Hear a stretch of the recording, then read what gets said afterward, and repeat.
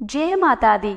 माँ स्कंद माता हमेशा आप पर और आपके सारे परिवार पर अपनी कृपा दृष्टि बनाए रखे और आपकी सभी मनोकामनाएं पूरी करें। आज के इस वीडियो में आप सुनेंगे माँ स्कंद माता की कथा को पूरा जरूर सुनिएगा, अधूरा नहीं छोड़िएगा। स्कंद माता का स्वरूप अत्यंत ही मनमोहक है। इनकी 4 भुजाएं हैं, जिनमें से 2 भुजाओं में उन्होंने कमल का पुष्प धारण किया हुआ है। एक भुजा से भगवान स्कंद को अपनी गोद में धारण किए हुए हैं और दूसरे से वह सदा अपने भक्तों को वर मुद्रा में अभय प्रदान करती हैं। स्कंद माता कमल के आसन पर विराजमान रहती हैं, साथ ही सिंह की सवारी भी करती हैं। कमल के आसन पर विराजमान रहने के कारण इन्हें पद्म आसना देवी के नाम से भी जाना जाता है। असुरों के साथ होने वाले युद्ध में उन्होंने अपने पुत्र भगवान स्कंद को सेनापति के रूप में नियुक्त कर युद्ध का संचालन किया था। इसी कारण से देवी अपने भक्तों की सदा उनके शत्रुओं से रक्षा करती हैं और जैसे जिसकी मनोकामना हो उसे भी पूरा करती हैं।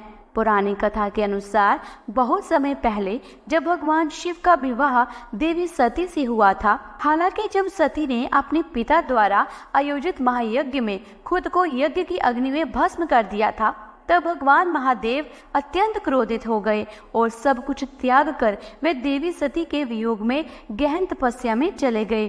तभी दूसरी तरफ तारकासुर नाम के एक राक्षस ने देवताओं पर आक्रमण करके उन्हें परेशान करना, उन्हें सताना शुरू कर दिया। यह बड़ी चिंता का कारण था, क्योंकि भगवान महादेव के वरदान से तारकासुर को केवल भगवान महादेव के पुत्र ही मार सकते थे और ये बात तभी संभव थी जब भगवान महादेव का विवाह हो जाए। तो इधर सभी देवताओं के अनुरोध पर देवऋषि नारद ने माँ पार्वती से भेंट की। उन्होंने देवी सती के रूप में उनके पिछले जन्म के बारे में देवी पार्वती को सब कुछ बताया और उनके वर्तमान जन्म के उद्देश्य के बारे में भी बताया। देवऋषि नारद ने उन्हें समझाया कि माँ पार्वती और भगवान महादेव की एक संतान होगी जो राक्षस तारकासुर का वध करके उसको हराएगी। हालांकि भगवान शिव को ये एहसास करवाने के लिए माँ पार्वती ही देवी सती का अवतार थी। माँ पार्वती को अत्यधिक ध्यान और कठिन तपस्या करनी पड़ी। उन्होंने अन्न जल त्याग दिया, 1000 से अधिक वर्षों तक घोर तपस्या की। कई बार उन्होंने केवल जल और वायु का सेवन करके तपस्या की। अंत में भगवान महादेव ने उनके समर्पण को स्वीकार किया और वे देवी पार्वती से विवाह करने के लिए तैयार हो गए। जब भगवान महादेव की ऊर्जा माँ पार्वती जी के साथ संयुक्त हुई तो एक उग्र बीज उत्पन्न हुआ। हालांकि वह उग्र बीज इतना गर्म था कि अग्नि के देवता भी इसे छू पाने में असमर्थ थे। उन्होंने इसे गंगा जी को सौंप दिया, जिन्होंने इस बीज को सुरक्षित रूप से संभाला और रीडो के जंगल में बो दिया, जहाँ पर 6 बहनों द्वारा उस बीज की देखभाल की गई, जिन्हें कृतिका माता के रूप में जाना जाता था। समय के साथ उग्र बीज एक बच्चे के रूप में बदल गया। क्योंकि कृतिका ने उनकी देखभाल की थी, इसलिए उस बच्चे को भगवान कार्तिकेय के रूप में जाना जाने लगा। जल्द ही भगवान कार्तिकेय को देवताओं की सेना का सेनापति बनाया गया और उन्हें तारकासुर को हराने के लिए विशेष अस्त्र शस्त्र प्रदान किए गए। कार्तिकेय जी ने अर्थात स्कंद भगवान ने तब तारकासुर के साथ एक भयंकर युद्ध किया और अंत में तारकासुर राक्षस को मार डाला और इस प्रकार उन्होंने देवों के अधिकार फिर से उन्हें वापस प्रदान किए। क्योंकि कार्तिकेय जी का जन्म एक गर्भ वीर से हुआ था, इसलिए उन्हें स्कंद के नाम से जाना जाने लगा, जिसका संस्कृत में अर्थ होता है उत्सर्जक, और उनकी माता माँ पार्वती को स्कंद माता के नाम से जाना जाने लगा।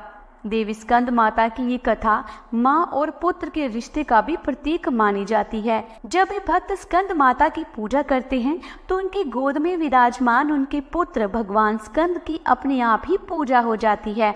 इस प्रकार भगवान स्कंद की कृपा के साथ साथ भक्त स्कंद माता की कृपा का आनंद भी लेते हैं। अगर कोई भक्त बिना स्वार्थ के उनकी पूजा करता है, बिना किसी कामना को मन में रखकर पूजा करता है, तो देवी स्कंद माता एक सच्ची माँ की तरह उन्हें शक्ति और समृद्धि का आशीर्वाद तो देती ही हैं, साथ ही सदा उनकी रक्षा भी करती हैं। माता की गोद में विराजमान भगवान स्कंद हमेशा बाल रूप में ही क्यों रहते हैं, वो कभी बड़े क्यों नहीं होते हैं? इसके बारे में भी एक कथा प्रचलित है। कहते हैं कि ऐसा एक श्राप के कारण हुआ। एक बार भगवान महादेव और देवी पार्वती एक खेल खेल रहे थे जिसमें भगवान शिव अपना सब कुछ हार गए और हारने के बाद वे गंगा जी के किनारे चले गए। इधर कैलाश पर्वत पर भगवान शिव को ना देखकर कार्तिकेय जी को बड़ी चिंता हुई। पूछने पर माता पार्वती ने उन्हें सब कुछ बता दिया। सारी घटना सुनकर कार्तिकेय जी महादेव जी के पास गए और उनसे वापस लौटने की प्रार्थना करने लगे। भगवान महादेव ने कहा कि अगर उनकी हारी हुई सारी वस्तुएं वापस मिल जाएं, तभी वह कैलाश पर वापस लौट सकते हैं। कार्तिकेय जी ने कैलाश पर्वत पर आकर माता पार्वती से खेल ही खेल में भगवान महादेव की सारी वस्तुएं पुनः जीत लीं और भगवान शिव को वापस कर दी। इधर पार्वती जी भी शिव जी के कैलाश पर्वत से चले जाने पर बड़ी चिंतित हुई। जब गणेश जी ने अपनी माता को उदास देखा तो उनसे उदास होने का कारण पूछा। तब वह भगवान शिव के पास जाकर उनकी व्यथा पूछने लगे। इधर शिव जी पुनः पार्वती जी से खेल की इच्छा व्यक्त करने लगे और इस बार खेल में भगवान महादेव जी जीत गए। गणेश भगवान जब ध्यान पूर्वक सारा खेल देख रहे थे तब उन्हें पता चला कि ये सब तो भगवान विष्णु की माया से हो रहा है। सारा रहस्य उन्होंने देवी पार्वती जी को बता दिया। इधर पार्वती जी ने क्रोध में आकर भगवान महादेव को श्राप दे डाला और कार्तिकेय जी को भी हमेशा बाल रूप में ही रहने का श्राप दे डाला। कहते हैं कि तभी से कार्तिकेय जी हमेशा बाल अवस्था में ही दिखाई देते हैं। हालांकि इस खेल में हार जाने पर भगवान महादेव को देवी पार्वती ने जो श्राप दिया था उसके अनुसार गंगा जी की धारा का बोझ सदा भगवान शिव के मस्तक पर बना रहेगा। साथ में ही देवी पार्वती ने देव ऋषि नारद को श्राप दिया था कि वे कभी भी एक स्थान पर टिककर नहीं रह सकेंगे और उन्होंने भगवान विष्णु को भी श्राप दिया कि रावण तुम्हारा शत्रु होगा और रावण का विनाश विष्णु जी के हाथों ही होगा। इस प्रकार से देवी पार्वती जी के द्वारा दिए गए श्राप सभी को भुगतने पड़े। तो बोलिए स्कंद माता की जय। तो प्रिय भक्तजनों, ये थी आज की कथा। उम्मीद करती हूँ कि आपको ये कथा अच्छी लगी होगी। अगर कथा अच्छी लगी है तो वीडियो को लाइक करें, शेयर करें और चैनल को सब्सक्राइब करके बेल आइकन के बटन को जरूर प्रेस कीजिएगा। इससे ये होगा कि जो भी नई वीडियो मैं अपलोड करूँगी वह सबसे पहले आप तक पहुँच जाएगी। जल्दी मिलती हूँ एक नई धार्मिक भरी वीडियो के साथ।